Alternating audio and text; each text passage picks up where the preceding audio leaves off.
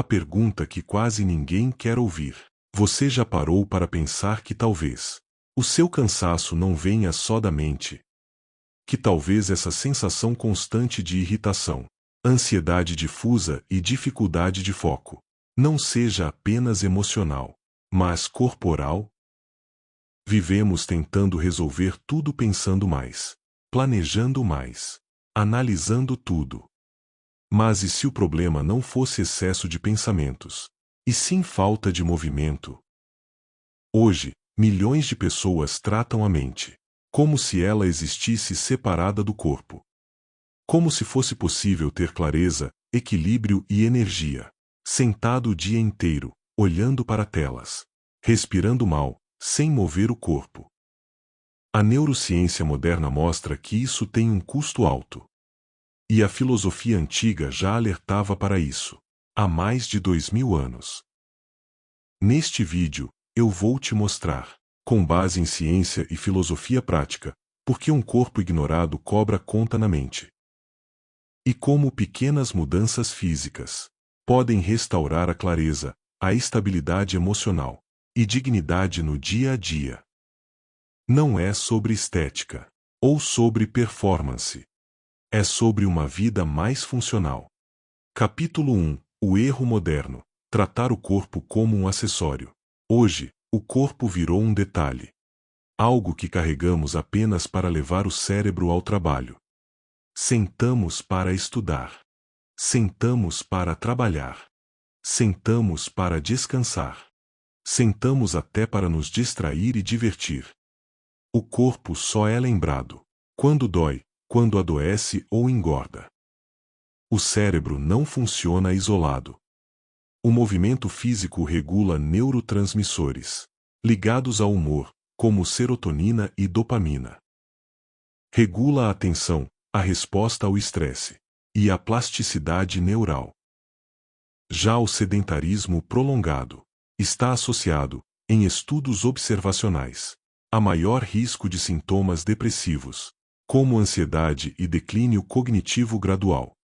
Não porque a pessoa pensa errado, mas porque o cérebro foi moldado evolutivamente, em movimento, e agora está preso em um corpo parado.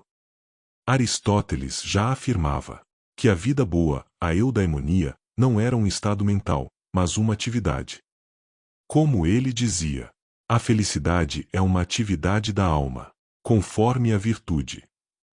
Uma atividade. Não era contemplação passiva. Na prática, isso aparece todos os dias. A pessoa passa o dia inteiro sentada. Chega em casa exausta, não se move, não estimula neurotransmissores ligados ao bem-estar. E ainda se culpa por não ter disciplina mental. E, agindo desse jeito, não vai ter. Você pode mudar isso e começar hoje. Levante-se do trabalho a cada 60 a 90 minutos. Caminhe por 3 a 5 minutos. Sem celular. Só você e o seu corpo. Isso não é só um pequeno e simples exercício. É uma forma de restaurar uma função básica do organismo. Capítulo 2. O sedentarismo como fonte de ansiedade invisível. Muita gente sente ansiedade, sem saber explicar o motivo. Nada grave aconteceu, mas o corpo está em alerta constante. A neurociência explica que o movimento físico ajuda a regular o eixo do estresse, conhecido como eixo HPA. A atividade física favorece um uso mais saudável do cortisol, reduz a excitação fisiológica crônica e melhora a variabilidade da frequência cardíaca. Sem movimento, o corpo acumula tensão, sem encontrar saída. Os estoicos não separavam mente e corpo. Para eles, autocontrole incluía cuidado físico moderado. Epicteto alertava contra excessos, inclusive de conforto. Ele dizia: o excesso de comodidade enfraquece o caráter. Na vida real, isso é claro. A pessoa vive no ar-condicionado, usa elevador para tudo, se desloca sentada entre trabalho e casa, e sempre reclama que a mente não desliga. Ela não vai desligar. Ela não precisa pensar menos. Precisa se mover mais. Escolha um horário fixo do dia para 10 a 15 minutos de movimento leve. Não precisa começar com uma maratona. Pode ser uma pequena caminhada, mobilidade ou alongamento ativo.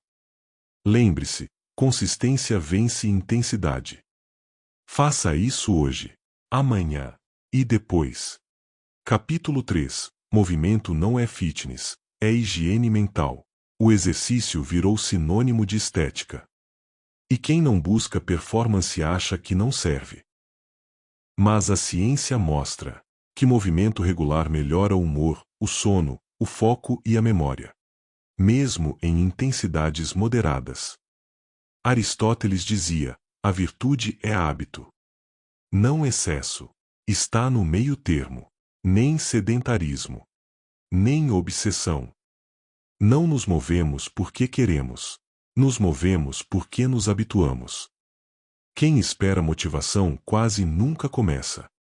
Ninguém está 100% pronto para começar. Ficamos prontos durante o processo.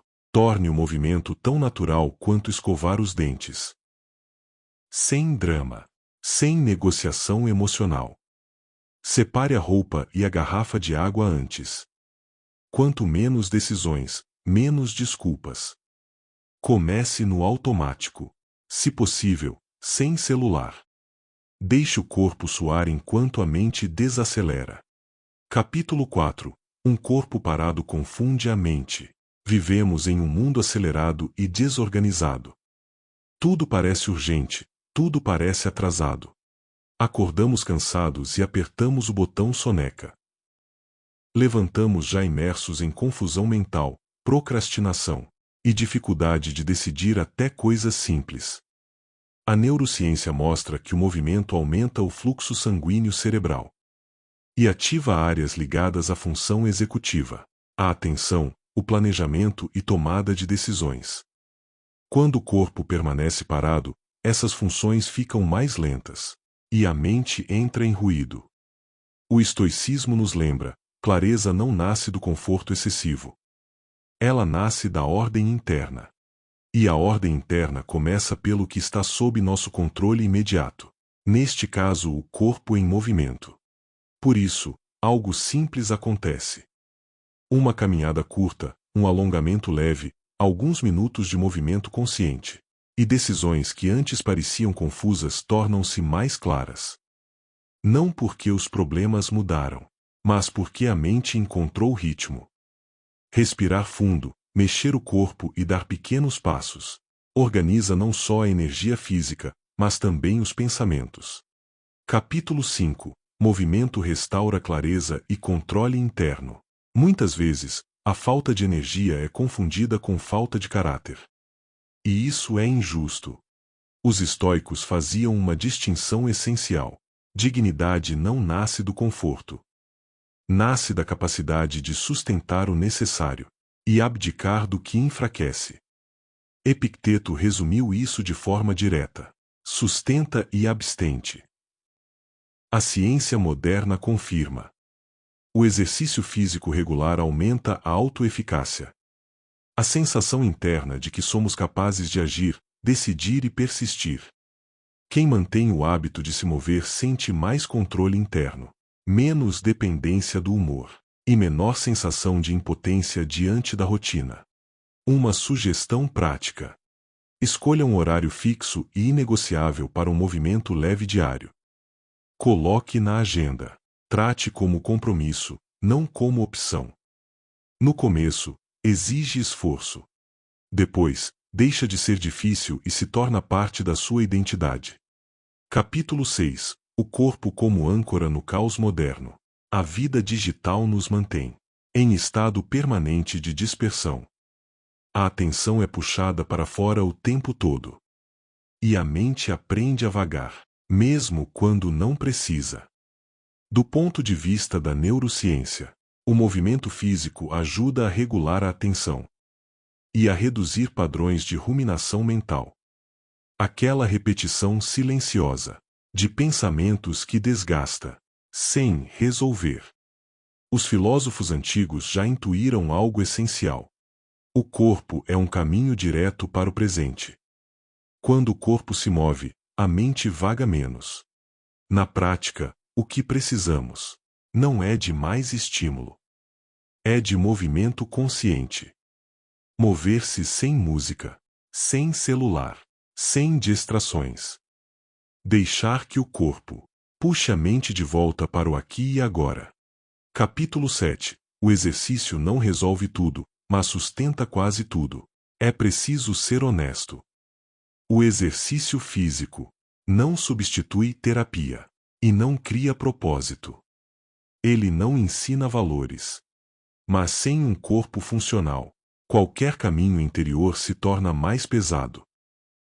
A mente pode até saber para onde ir, mas é o corpo que sustenta o percurso.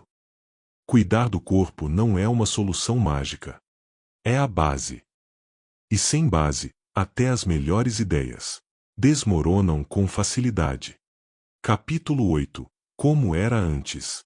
Como é agora. O preço dessa mudança. Antes, o corpo fazia parte da vida. Trabalhar, caminhar, carregar peso, respirar fundo. Acordar com o sol e dormir com ele. Tudo estava integrado ao dia. O movimento não era um hábito. Era o modo de existir. Agora, o corpo foi colocado em segundo plano. Vivemos sentados, imóveis, conectados. A mente acelera enquanto o corpo permanece parado. E o preço disso é alto. Temos uma mente sobrecarregada, ansiosa e confusa, tentando resolver sozinha o que antes era dividido entre corpo e mente. Capítulo 9. Movimento como ato filosófico. Mover-se não é apenas exercício. É uma afirmação silenciosa. É dizer, sem palavras: eu cuido daquilo que me sustenta. Os filósofos antigos entendiam isso. O cuidado com o corpo não era vaidade. Era responsabilidade. Quando você se move, não está buscando performance. Está preservando sua dignidade. Protocolo prático: corpo em movimento, mente em ordem. 5 ações simples para fazer hoje. Acorde no primeiro despertador. Sem negociação. O dia começa quando você levanta. Sente-se na cama, respire fundo e beba água. Tenha 1 minuto de transição consciente. Levante-se, coloque a roupa de exercício, abra a janela e olhe para fora. Dê ao corpo e ao cérebro o sinal de que o dia começou. Faça algum movimento. Não precisa ser intenso, mas precisa ser feito. Durante o trabalho, levante-se a cada 90 minutos e caminhe de 3 a 5 minutos. O corpo precisa lembrar que existe. Quem começa o dia se movendo costuma terminar o dia dormindo melhor. Aqui vão 3 hábitos para executar por 7 dias. Faça uma caminhada diária, mesmo que curta. Um alongamento leve à noite, para desacelerar o sistema. Não fique nenhum período longo sentado, sem pausa. Lembre-se que a constância vale mais do que intensidade. Se você quiser levar uma única frase daqui, leve esta. Talvez sua mente não esteja quebrada. Talvez seu corpo esteja esquecido. E agora a pergunta final, que vale mais do que qualquer conselho.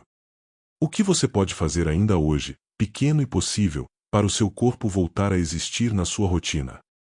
Se essa reflexão fez sentido, comente propósito.